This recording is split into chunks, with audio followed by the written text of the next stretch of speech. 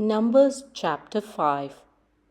And the Lord spoke to Moses, saying, Command the children of Israel that they put out of the camp every leper, everyone who has a discharge, and whoever becomes defiled by a corpse. You shall put both male and female.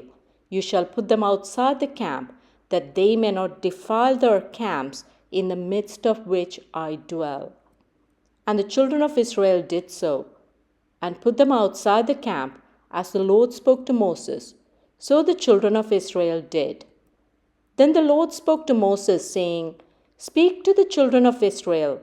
When a man or woman commits any sin that men commit in unfaithfulness against the Lord, and that person is guilty, then he shall confess the sin which he has committed. He shall make restitution for his trespass in full, plus 1/5 of it, and give it to the one he has wronged.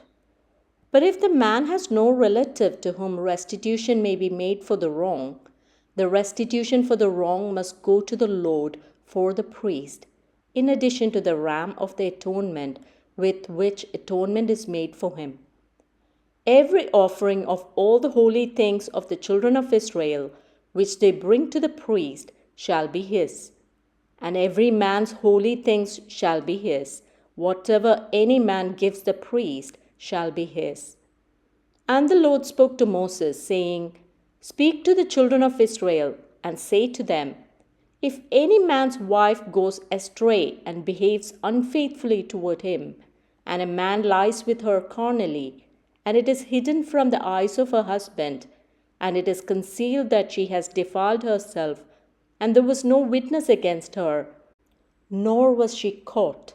If the spirit of jealousy comes upon him, and he becomes jealous of his wife who has defiled herself, or if the spirit of jealousy comes upon him, and he becomes jealous of his wife, although she has not defiled herself, then the man shall bring his wife to the priest. He shall bring the offering required for her, 1/10 of an ephah of barley meal. He shall pour no oil on it, and put no frankincense on it, because it is a grain offering of jealousy, an offering for remembering, for bringing iniquity to remembrance. And the priest shall bring her near, and set her before the Lord. The priest shall take holy water in an earthen vessel, and take some of the dust that is on the floor of the tabernacle, and put it into the water.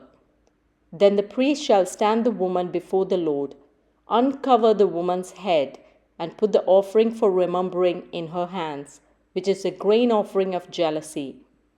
And the priest shall have in his hand the bitter water that brings a curse.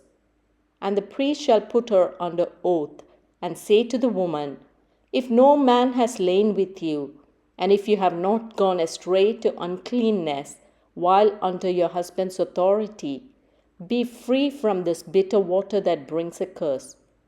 But if you have gone astray while under your husband's authority, and if you have defiled yourself, and some man other than your husband has lain with you, then the priest shall put the woman under the oath of the curse, and he shall say to the woman, The Lord make you a curse and an oath among your people, when the Lord makes your thigh rot and your belly swell. And may this water that causes a curse go into your stomach, and make your belly swell, and your thigh rot.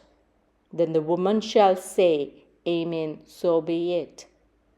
Then the priest shall write these curses in a book, and he shall scrape them off into the bitter water. And he shall make the woman drink the bitter water that brings a curse, and the water that brings the curse shall enter her to become bitter. Then the priest shall take the grain offering of jealousy from the woman's hand, shall wave the offering before the Lord, and bring it to the altar. And the priest shall take a handful of the offering as its memorial portion, burn it on the altar, and afterward make the woman drink the water. When he has made her drink the water, then it shall be, if she has defiled herself and behaved unfaithfully toward her husband, that the water that brings a curse will enter her and become bitter, and her belly will swell, her thigh will rot, and the woman will become a curse among her people. But if the woman has not defiled herself and is clean, then she shall be free and may conceive children. This is a law of jealousy when a wife, while under her husband's authority, goes astray and defiles herself, or when the spirit of jealousy comes upon a man and he becomes jealous of his wife, then he shall stand the woman before the Lord, and the priest shall execute all this law upon her. Then the man shall be free from iniquity, but that woman shall bear her guilt.